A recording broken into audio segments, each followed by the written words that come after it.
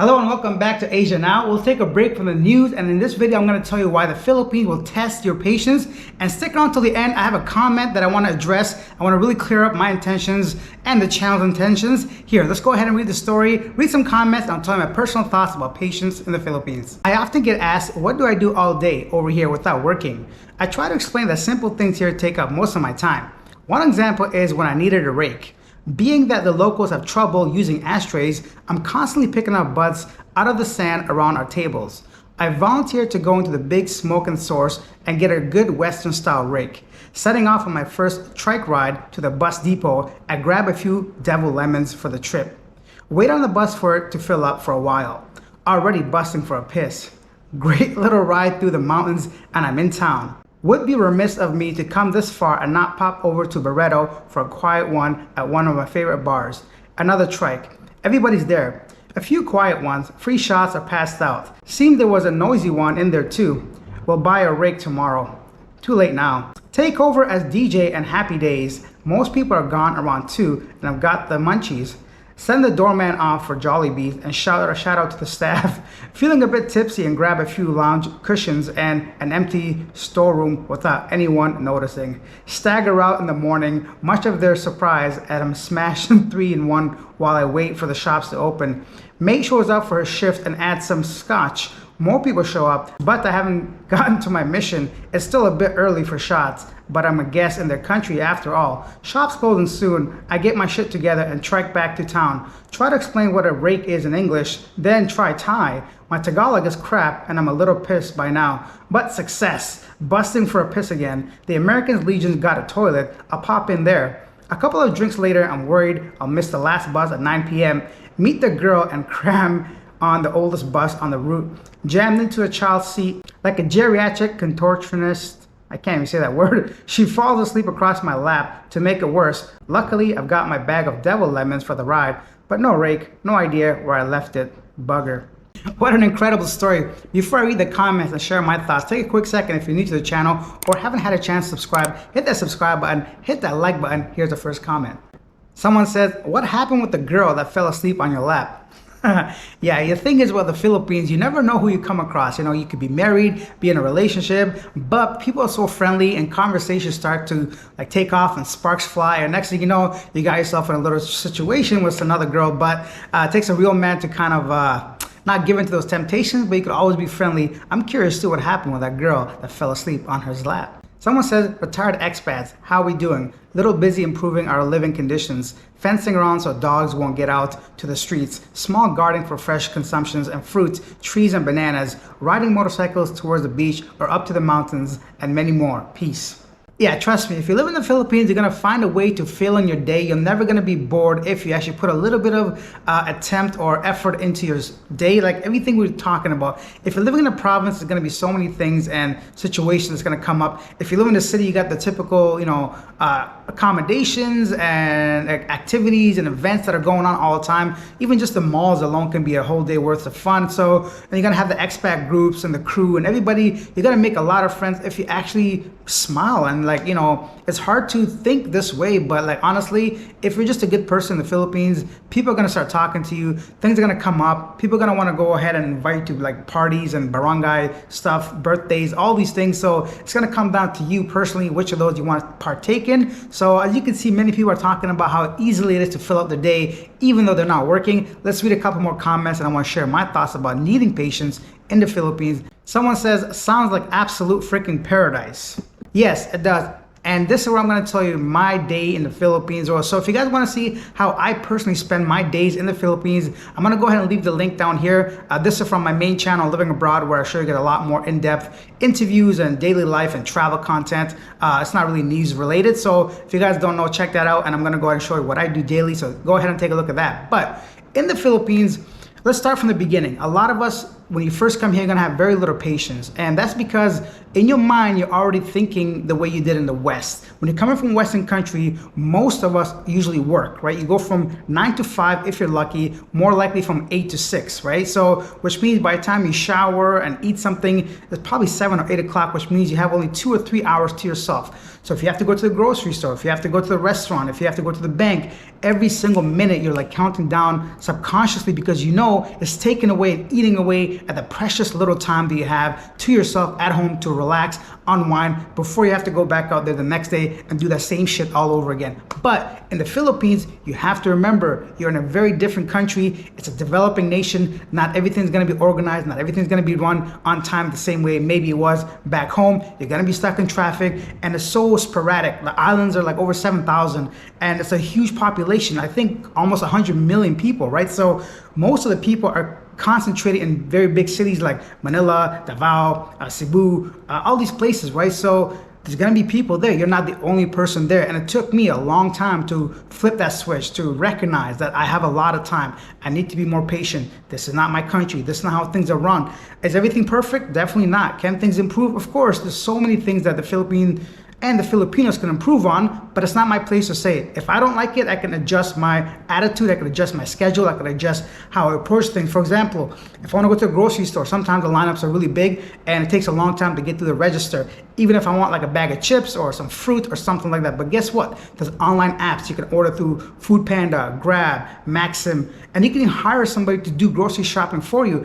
And heck, you can make a whole day out of it. Sometimes on the weekends, not the weekends because busy, so I lied. So on a Monday or Tuesday, I take a taxi to Carbon, which is the local wet market, and I spent all day just talking, not all day, like a couple of hours talking to people, buying what I want. If I know I'm gonna be at home for the next week or so, and I fill up my fridge, the taxi cost me 100 pesos. That's less than $2 there and less than $2 back, and I save at least 50% on my vegetables like potatoes, onions, and carrots, and all the greens that I want to make a salad. I don't buy meat from the wet market because I don't know where it's coming from, how long it's been out there. My stomach may not be strong enough for that. Plus, I don't really cook meat. But for the fruits, right, I buy mangoes for half the price, watermelon for half the price, or even 1/3 of the price.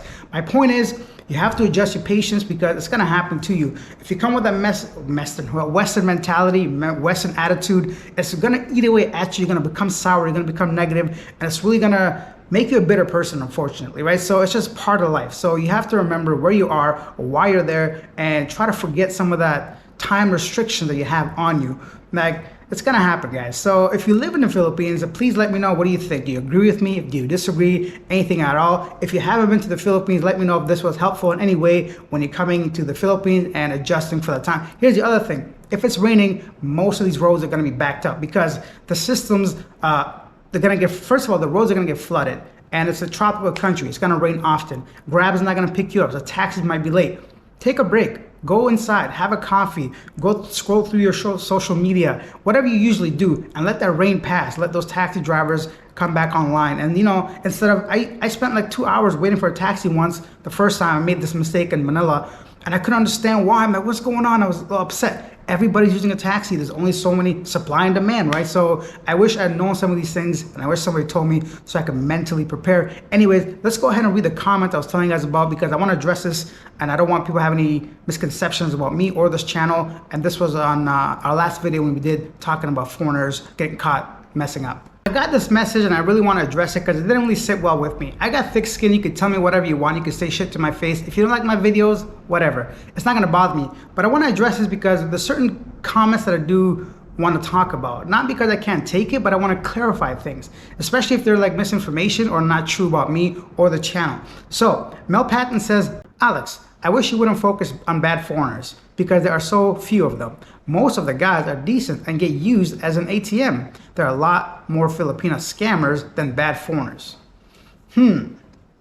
Okay, so first of all, this channel is obviously going to be directed mainly towards people that make the news. There are certain channels that I follow, like on Twitter, on Facebook, and the news is what I simply talk about. I don't go specifically looking for bad foreigners, number one. Secondly, the good foreigners, nobody cares about. I spend hours scrolling through social media to gather and make these videos, and nobody's going to care if I say, oh, some guy is having a good life in a garden, raising a family. Nobody cares. That's not newsworthy. And those people don't watch YouTube. So there's no sense of me spending all that time and they get like 100 views, because after all, I'm not retired. This is my source of income. I make money from YouTube. Obviously, views equals my source of income. That's just a small side. And furthermore, in that video alone, I talked about Indian alcohol that killed over 50 people. I talked about that Filipino that rescued the woman giving birth on the side of the road, and I talked about another Filipino woman that found money, and there's a lot of things I highlighted. So don't get mad at the messenger, get mad at the people that are breaking the rules.